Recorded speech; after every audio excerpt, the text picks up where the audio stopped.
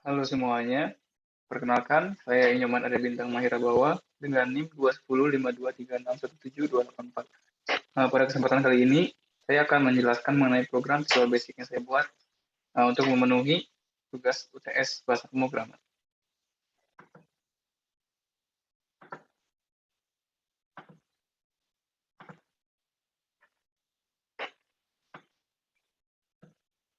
Pertama-tama, saya akan menjelaskan mengenai langkah-langkah menyusun programnya. Yang pertama adalah menyediakan form di program Visual Basic yang telah diisi komponen-komponen sebagai berikut. Yang pertama, kita bisa mengisi penampang yang kita kaji dengan menggunakan sheet, kemudian menambahkan juga balok yang kita kaji dengan menggunakan sheet. Kemudian di bawahnya kita memasukkan input beberapa data-data yang kita perlukan dan data-data yang kita hitung. Yang pertama, kita bisa mulai dengan menambahkan frame, lalu menambahkan text box, dan label. Tidak lupa kita menambahkan komen untuk menghitung dari program berikut. Cara itu berlaku untuk semua frame-nya atau semua komponen yang akan kita hitung, yaitu memasukkan frame dulu, habis itu text box, lalu label, dan komen hitungnya. Atau dibalik-balik juga bisa, tapi lebih mudah dengan memulai dari frame-nya dulu, agar dia nyatu seperti ini. Nyatu dengan frame. Yang kemudian kita memasukkan komennya atau kodenya pada komen hitung. Di sini sudah saya sediakan untuk saya pindahkan ke Word. Kita pindahkan komen hitungnya.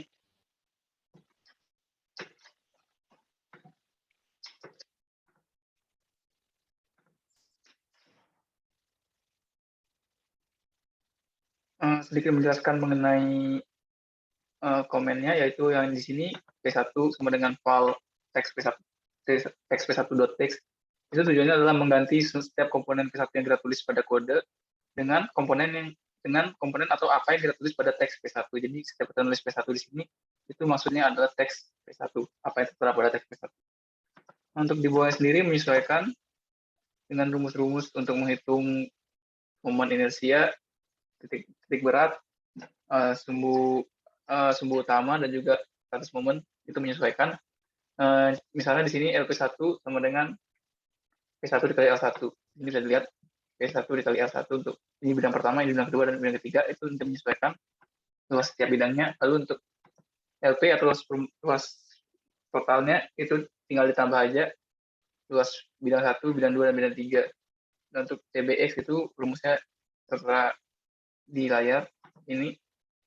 Nah, untuk status momen sendiri itu nilainya 0 untuk membuktikan bahwa perhitungan titik berat kita benar, karena apabila titik berat kita itu benar, maka luas tas dari titik berat itu sama dengan luas pada bagian bawah titik berat. Itu untuk status momen di Y. Untuk yang di X itu luas pada bagian di kiri titik berat itu sama dengan di kanan titik berat.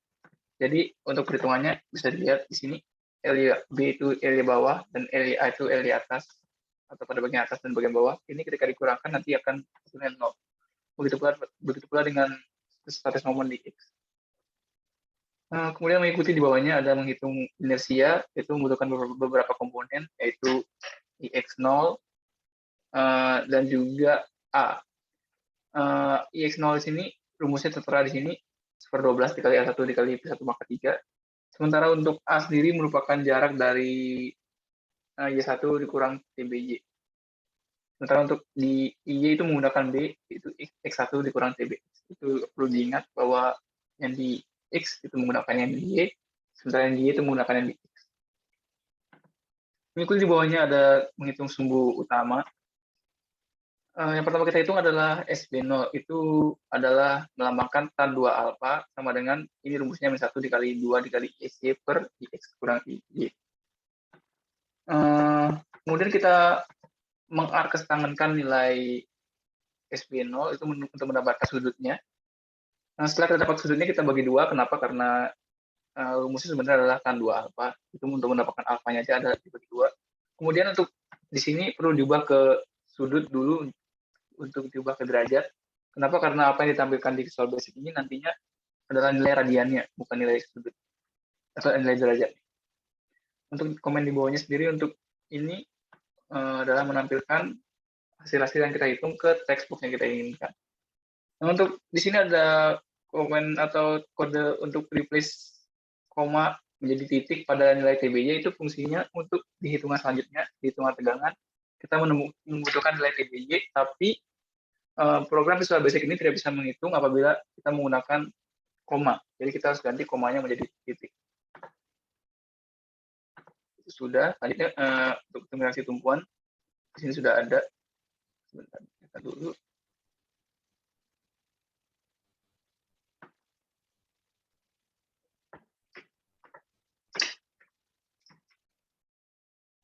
Sini kurang lebih sama. Pertama kita perlu mengganti P menjadi file text P. Titik P itu untuk mengganti nilai P-nya menjadi apa yang kita ketik di P.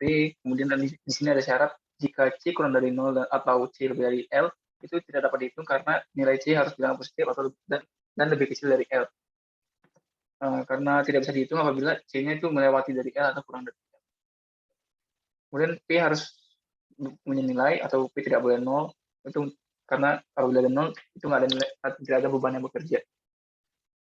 Nah, selanjutnya untuk rumus-rumusnya sini ada S1, ini mengubah nilai S1 yang kita masukkan menjadi derajat.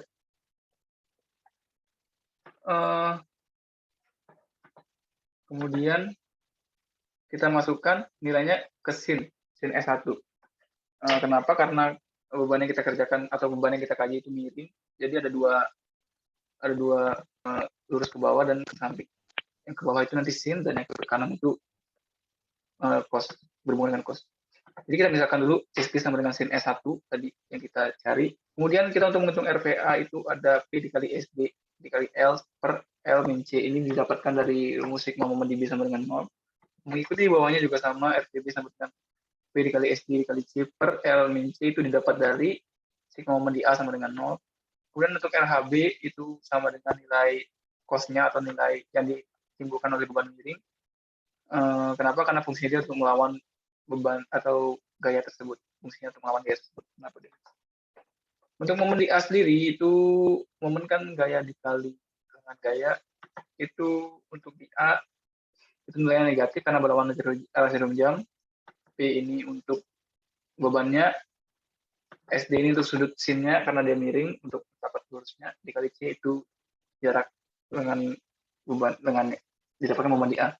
Begitu pula di bawahnya diikuti seterusnya sampai momen di C. Nah, untuk NC sendiri itu adalah nilai normal atau tegangan yang diciptakan atau nilai yang diciptakan oleh gaya miring atau gaya horizontal. Di sini yang di C itu nilainya adalah P dikali cos S1. Kenapa? Karena tidak ada gaya miring lainnya selain itu. Nah, untuk DC sendiri itu P dikali SD, itu nilai P yang vertikal, yang disebabkan oleh gaya miring tadi, dikurang RVA. Ini kenapa RVA nilainya seperti ini? Karena pada beban yang kita kaji itu, nilai C-nya akan selalu mengubah nilai atau jarak dari tumpuan A, ini akan selalu mengikuti panjang dari C. Kemudian lanjutkan di bawahnya sama, di atasnya, itu untuk menampilkan RPA dan lain-lain. Dan ini untuk mengganti koma menjadi titik. Yang terakhir adalah hitung tegangannya.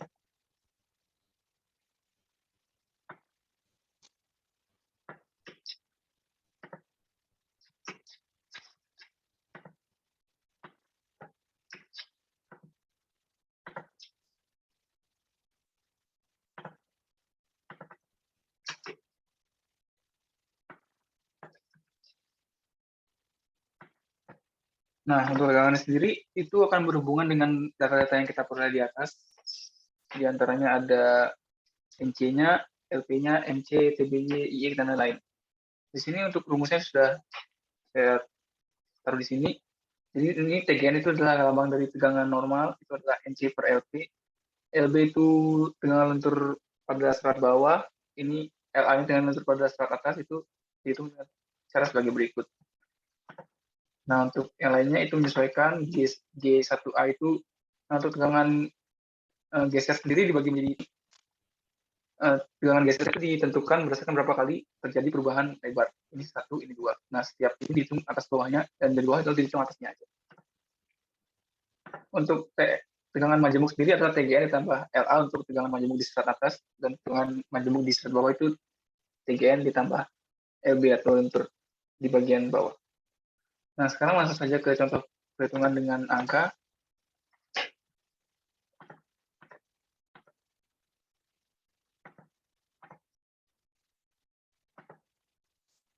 Oh ya, untuk program ini sendiri, nilai P1 dan L1 sendiri harus sama dengan P2, P3 dan PL3. Kenapa? Karena dia penampang berbentuk N. Jadi P1 sama dengan P3, L1 sama dengan L3. Nah, bisa dilihat ini perhitungannya, sumbu utamanya 0, itu karena nilai IIS yang kita dapat itu 0. Jadi saling berhubungan. Dan salah satu ini sudah 0 yang menunjukkan bahwa perhitungan kita sudah benar.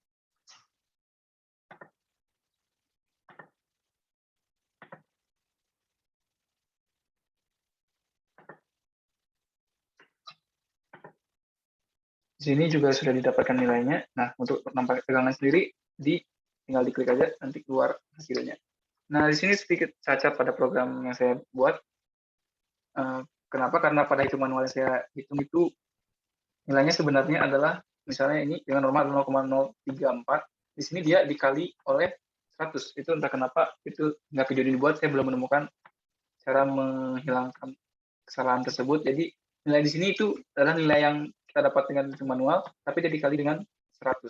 Kecuali pada tegangan lentur serat atasnya itu sesuai dengan perhitungan manualnya.